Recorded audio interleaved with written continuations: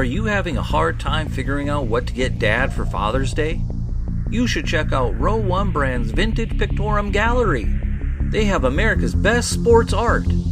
With over 7,200 historic sports prints, you're assured to find something unique for Dad this Father's Day. Instead of a boring old tie, get him a historic baseball photo taken by Henry High Sandom at the historic Polo Grounds Stadium in New York City during the 1894 Temple Cup. Or, if he's an NFL buff, check out the 1963 vintage NFL poster. These are so good looking that you'll be amazed how they turn out. Shop now at sportshistorynetwork.com/row1 and save 15% off your order. Welcome back to Basketball History 101. This is Rick Loayza, and with me in studio is editor and producer Jacob Loayza. Hey, Jacob. Hey, Dad. How you doing? Doing well today. So today we're going to talk about rules changes from the early part of basketball history. That's right. So I'm wondering, if the rules were changed that they're better now the way they are currently, then why should we care about what they used to be, where they weren't as quite as good? Well, what I wanted to do with this episode is to show the audience what basketball really used to be like in the early days. So to show them what the problem was that they were trying to fix. Each of these rules changes was attempting to fix a problem. And so it gives us a way to talk about what that problem was and then why that rule was changed in order to make the game better. Right. So what were some of these changes? Well, obviously we're going to get into it during the episode, but one is about the introduction of dribbling to the game. Another one had to do with the out of bounds, which team gets to throw the ball back in during an out of bounds play, and even the distance of the free throw line from the basket. So that's just a couple of the ones we're going to go through. Cool. Now this is just covering the first 50 years of basketball and the rule changes that were made during that time period. Do you think you're going to go on to make this like a mini-series where you talk about different time periods and the rule changes? Yeah, I think I will do one or two more episodes somewhere down the line where then we'll take the next 50 years. So this will be probably from around the 1940s through the 1990s, somewhere there, capture some of the rules changes there. And then maybe a third episode way down the line where we'll talk about some of the different changes over the last 25 years. Cool. Well, should we get into the episode now? Sure, let's get started.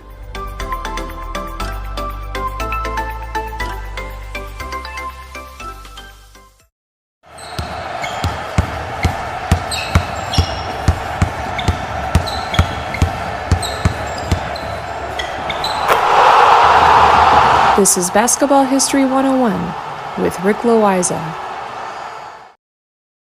Welcome back to Basketball History 101. I am your host, Rick Loayza, and this is the podcast where we bring to life some of the forgotten stories from basketball history. And today, we're going to talk about some of the early rules changes to the game of basketball. For today's episode, we're going to focus specifically on some of the big rules changes that occurred during the first 50 years of the game's development. The game of basketball is always undergoing changes. The rules of the game are constantly being reviewed to see if any adjustments need to be made to keep the game exciting. One of the things that I really appreciate about the people involved with the game's development is that, for the most part, their primary concern was keeping the game exciting and enjoyable to watch. Because, after all, that's how you sell tickets and make money, is by keeping the game exciting. In other words, they wanted it to be as fun as possible. That has been the guiding principle for many of the rules changes that we will talk about today. So let's just get right into it. The game was invented in 1891, and if you want to hear more about that specific story, go all the way back to episode 1 of this podcast, where I talk about the invention of the game and the very first game ever played. So for today, I'm going to talk about these rules changes in chronological order of when they were made. The first significant rule change came in 1893, just 2 years after the game was invented. The rule change allowed for the player holding the ball to pivot on one foot as long as that foot stayed anchored in its position. You see, the original 13 rules of basketball said that a player could not run with the ball. So most players interpreted this to mean that both feet had to stay positioned in their spot. But it didn't take long for players to begin to pivot on one foot, since that didn't seem to constitute running with the ball. Well, some players liked to pivot on one foot, while others thought that it was breaking the spirit of the rule, if not the actual wording of the rule. It's like some guys were, "Hey, you can't do that," and the other guys were like, "Yes, I can." "No, you can't." "Yes, I can." So the powers that be got together and collectively decided that having a pivot foot was perfectly acceptable and did not constitute a travel violation. And this was a great clarification of the original rule. You can see today just how being able to pivot on one foot allows the player with the ball just enough movement to get a clean pass away or even a clean shot. The next rule change came in 1895. The rule added a backboard as a standard piece of equipment on all baskets. Prior to this, baskets were simply attached to a pole or to a railing without anything even resembling a backboard. In many games where the basket was attached to a railing, you often had fans leaning over the railing and interfering with the shot. So, let's say you're a fan of the home team, and the visiting team is taking a shot. Well, if you're sitting close enough to the basket, you can just stick your hand out and easily block the shot, or shake the basket, or basically just do anything to keep the ball from going in against your team. And fans did this all the time. This was home court advantage taken to a whole new level. Fan interference was happening with such regularity that a backboard was created to prevent fans from sticking their hands in the way. And there was also another rule change in 1895 that was also significant. It was decided to move the free throw line from 20 feet back to just 15 feet back, like it is today. So imagine taking your free throws from the top of the key. That's about 20 feet away from the basket. And that was an incentive to foul like crazy. At 20 feet away, making a free throw was difficult. So as a defense, you were better off sending the other team to the free throw line than letting them take an open shot. After all, you're just playing the percentages. And the percentages said, send them to the free throw line. But by bringing the free throw line 5 feet closer, it made the free throw easier to make, which would help deter the opponent from fouling you on every possession. You see, that's the problem they were trying to solve. With the free throw line so far away, you were better off just fouling the other team every chance you had. And then it became a free throw contest. And nobody wants to watch a free throw contest. But now, the defense had to think about it.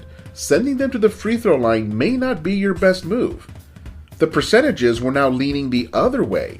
You might be better off just playing good defense and taking your chances that the shot's going to miss.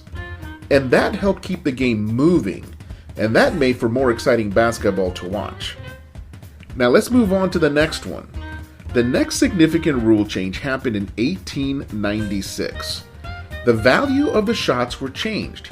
For a very brief period of time, both regular field goals and free throws were all worth 3 points. Of course, you only got one free throw back then on a foul, not two shots like today. So don't start thinking that there were some 6-point trips to the line. So if you got fouled while shooting, you took one free throw to try to get your 3 points. And there was no and one back then. If you were fouled but still made the shot, then that was it. Other team gets the ball, let's go. But that was the year that they decided that field goals were going to be worth 2 points and free throws were going to be worth only 1. And that's where we have it today, of course. There's been no changes to the value of these shots until the modern 3-point line was created in the 1970s. Now, in my research, I could not find why baskets were worth 3 points in the first place. It really doesn't make any sense from what I could find. And it wasn't happening everywhere. It was only in some places that they had this rule of 3 points for a basket. So by making this rule change, it made it uniform around the country, and everybody is now playing by the same rules. 2 points for a field goal, 1 point for a free throw, and that's it. Our next rule change is a really big one, and this one came in 1897. The Yale University basketball team started dribbling the ball. And that wouldn't seem like a big deal today, except dribbling was not part of the original game. It was never intended for players to be able to dribble the ball. Up until that time, you would pass the ball around, but you wouldn't actually bounce it because that was not the intention of the inventor. However, the coach at Yale University was like, "Hey guys, I think I found a way to exploit the rules." See, he used a tactic of dribbling as a way of taking advantage of a loophole. The rules simply said that you could not run while carrying the ball. Well, if you're dribbling, you are technically not carrying the ball. Therefore, you could move around as long as you were bouncing the ball as you moved. Now, this required a major meeting of the influential people of the day. Should dribbling be allowed to continue, or should they close the loophole in the rules and disallow this new technique? Thankfully, they were very forward-looking and realized how exciting the game would become if they allowed dribbling to continue. However, it was still considered a risky technique because the defender could easily poke his hand in and get the ball away from you. It was the basketball equivalent of watching a guy riding a unicycle while juggling chainsaws. This was considered very flashy, very risky, but also very exciting. There was a huge wow factor, and fans loved seeing players dribble. Now, another thing that did make this kind of risky is that the basketballs back then had laces that protruded from the ball the way that the laces protrude on an American football. Imagine dribbling a basketball that had football-style laces. You always had to be aware of where the laces are. You don't want the ball to hit the ground on the laces, or else it could easily bounce away from you. So when guys did dribble, they used it minimally. They only dribbled far enough to make the pass or to take the shot. You would never see a guy pulling a James Harden and just dribbling it 1,000 times and then taking a step-back jumper. Nobody did that back then. So this was a really great rule change that forever changed how the game is played, and it opened things up to start developing plays with movement from the dribbler as well as movement from the other four players. Now let's go on to 1910, and this was the introduction of a glass backboard. Now this was a very simple problem to fix. With the original backboards, the fans sitting behind the basket had a hard time seeing the game. So with a glass backboard, they now could see. It was a problem that needed to be dealt with. It was a very easy solution. Not a whole lot of discussion on this one. I mean, just put the glass backboard and you're done. So we're good to go there. And that's actually a good place to take a pause. And we'll keep talking about other rule changes right after this break. Welcome back. Now let's keep going with the rules changes.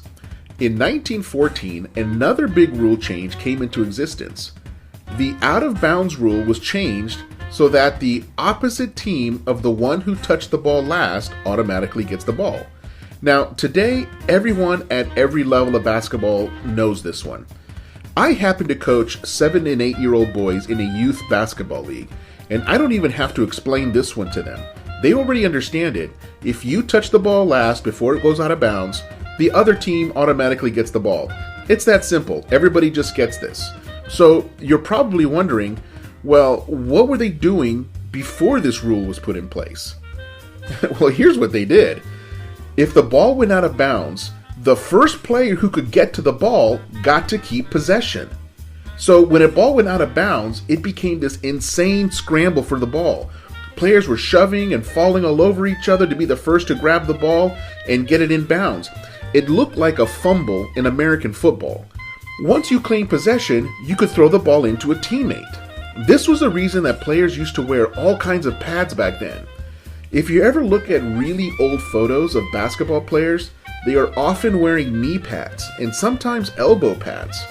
And that's because the game was really, really rough in this type of situation.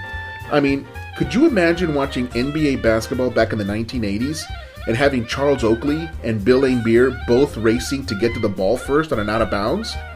You'd be creating a situation where you're just asking for fights to happen.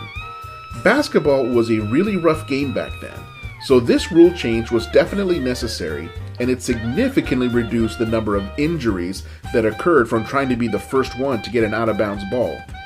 And reducing injuries is good for the game. Nobody wants to see a superstar get injured then have to miss a long stretch of time with your team. This is a good change for sure. In 1924, they changed the rule so that any violation doesn't always result in a free throw. You see, prior to 1924, any foul or violation resulted in a free throw for the other team. So if you traveled with the ball, the other team got to shoot free throws. If you double dribbled, the other team got to shoot free throws. If you stepped over the line on an inbounds pass, the other team got to shoot free throws. So the game had to make a distinction between what is actually a contact foul, like pushing a player, bumping the shooter while he's shooting, and other things like traveling or stepping over the line on an inbounds play. So once they made that distinction, there were free throws only for contact and other type of fouls of that nature. Any non-contact violation was just a turnover and let's keep the game moving. This was good because it kept the game sped up, and keeping the game sped up is good for fans, and that's good for selling tickets. Again, nobody wants to watch a free throw parade, and that's what the game was becoming prior to this rule change.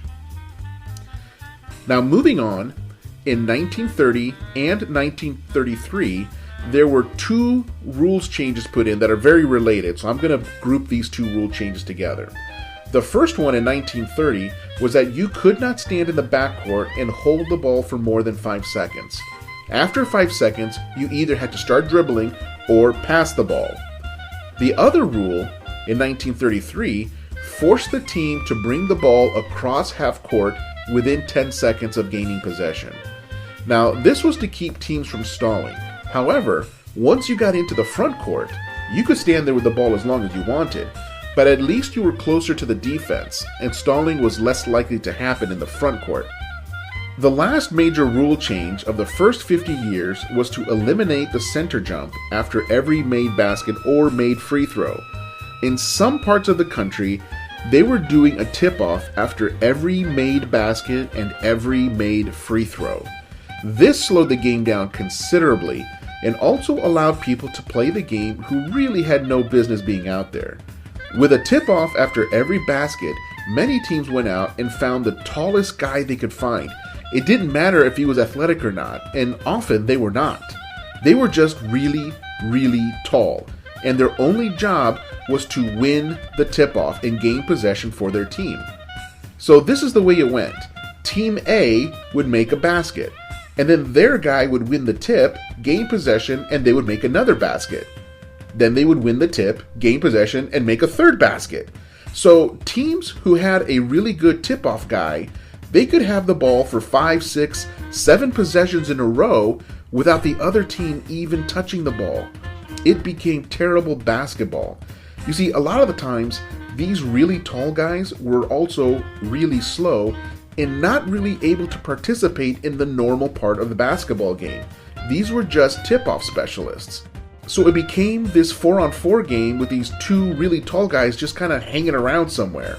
So once they eliminated the center jump after every basket, these tall non-athletes disappeared from the game. Later, tall players began to make a comeback into the game, but that time they were much more athletic. Back then, nobody could have ever imagined a guy like Giannis, Kevin Durant, or Anthony Davis, guys who are in the 7-foot range who are also as athletic and fast as anyone else on the court. If you tried to describe Giannis to a group of basketball players in the 1930s, they would have thought that you were out of your mind. You might as well have been describing an alien from outer space. Back then, nobody that tall could move that fast and that fluidly. It just didn't happen. It's always interesting to see how rules have changed over the years as the players have gotten faster, taller, and more athletic. And these type of changes are always necessary.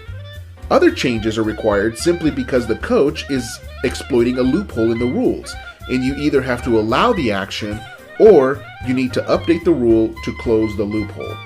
Honestly, I think it's great that players and coaches are always trying to push the boundaries of the game, and I look forward to see where the game is going next. So, that's going to do it for today.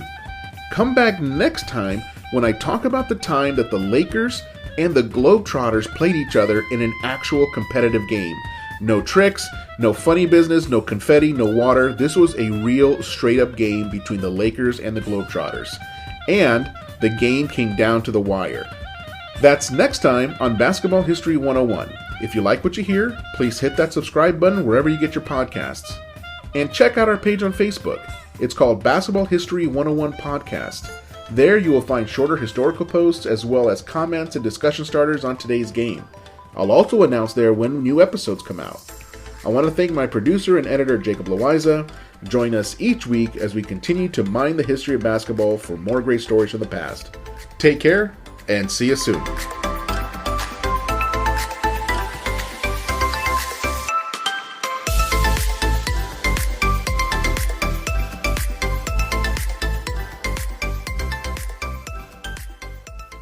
We here at the Sports History Network proudly partner with 26 podcasts, all revolving around the history of sports.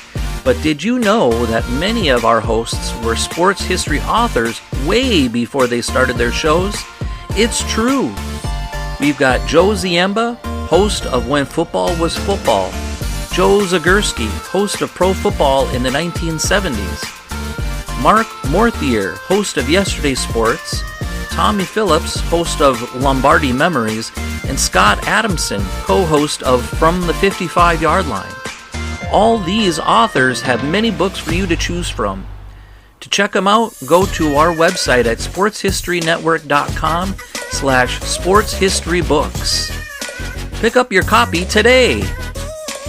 Soundtrack provided by Kevin MacLeod of filmmusic.io.